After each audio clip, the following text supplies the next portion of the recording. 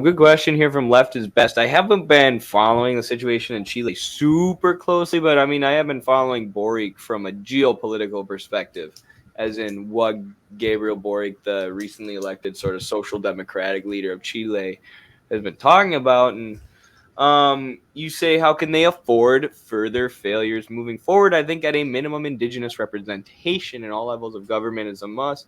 I would agree with you just because a huge percentage of the indigenous population in Latin America is working class or part of the working mass, historically oppressed, and yeah, but I mean, I would say ultimately, though, it's a class thing. Like, they need more working class representation in their government. Like, there were so many things that I want to talk about Gaddafi a little bit later that he did in Libya.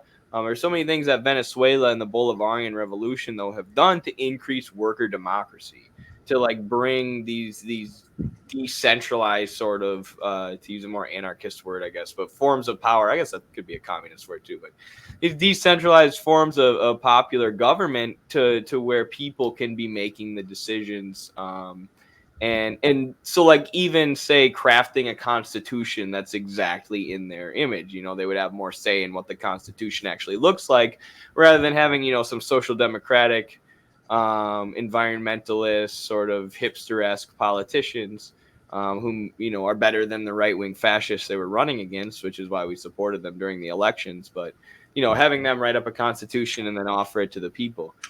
So I think I think it stems from the social democrats not basing themselves in the working class as much, which exactly like you're saying would be the indigenous, population, of Chile.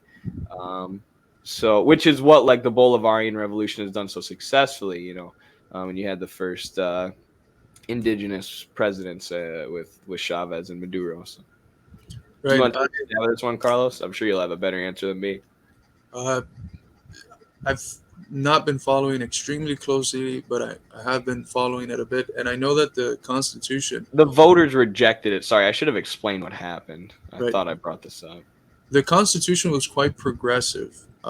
It had a lot of good things with respects to indigenous people, with respects to the environment, education, social services. There was a lot that was quite good in it. It was crafted in part with the Socialist Party that Boric, which is Social Democratic Party that Boric is a part of. I know the Communist Party over there was a part of crafting it, but it was rejected. It was rejected by a lot, either yesterday or the day before. The days are blurring, but and the question is why? And everything that I've been able to hear from comrades who have close relationships with party members in Chile is that there was two central flaws. The first one is that the language of the Constitution, because it was crafted so quickly, was not done in the interest of having the vast majority of people understand what the fuck was being said. So there was words being used like plurinationalism and gender expression, which were then exploited by the means of communication, which of course are in the hands of private interests that have their interest directly correlated to continuing the Pinochet constitution and the neoliberal order in Chile. So I think that gives us an insight into discourse. What sort of discourse should we be using and prioritizing? What sort of discourse should be okay for like academic interactions, and what sort of discourse should we bring to the masses at a popular and somewhat impersonal level as trying to pass a constitution is. And Jacobin, I think either Jacobin or a project related to Jacobin, but they've shown studies that in the U.S., when you start to get jargony, you start to lose people. When you stay with the bread and butter issues, with bread and butter questions and language about economics, about people's everyday means of subsistence, people are much more receptive to a radical program than if you start throwing out these academic words. They just start alienating people, and it's been statistically proven. And I think that the analysis coming out of the communists in Chile is that in part that was it.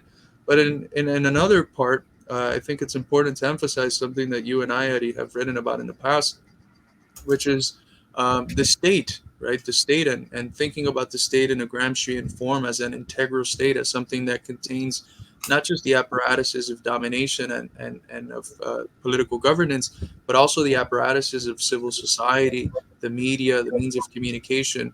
And when these are in the hands of the bourgeoisie, regardless of whether a socialist party is in power or not, socialism cannot ultimately triumph. In order for socialism to triumph, there needs to be a radical transformation of the state, of civil society, of everything, because these are bourgeois instruments that sometimes it can be wielded for socialism, but in the long run, they can be used to pull socialist progress and development, to pull the rug under it. So I think that, for instance, the means of communication played a major role. The major media were distorting what was in the Constitution, in the proposed reforms, and that convinced a hell of a lot of people. That's why it was a pretty bad defeat for the constitutional proposal. So, um, if we want socialism, we need to be serious about actually transforming the how a state is constituted and which forces are the ones that dominate the state, civil society, and everything else.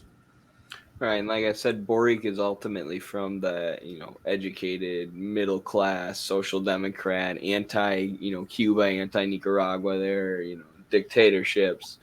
And we supported him in the election because he was better than the far right winger he's running against. But yeah, he hasn't transformed the telecommunications, the media, and then that's utilized against him. And then like you bring up some specific concrete examples, but like I said, he's a middle class sort of environmentalist, or I guess you could compare him to like an AOC maybe in the US. I don't know, but maybe a little farther left or more. I don't know, but either way, no, so he's putting things about environmentalism and gender expression in the Constitution without explaining them, concretely to workers what they mean. Those get weaponized against him. It's just, as you said, an example of the bourgeois instruments of the state being used to sabotage socialism, being used to control the people. A socialist president not being able to control the state, which still acts as a dictatorship of capital. And then it shows, the failure of, like I said, at first, basing yourself truly in the working mass, the indigenous working masses, the people in the countryside, the people in the cities, rather than, educated academics who probably have better ideas than the right wingers. Not that there's anything wrong with us academics, of course, but, we got to base ourselves as academics in the working mass, which is easier said than done, of course.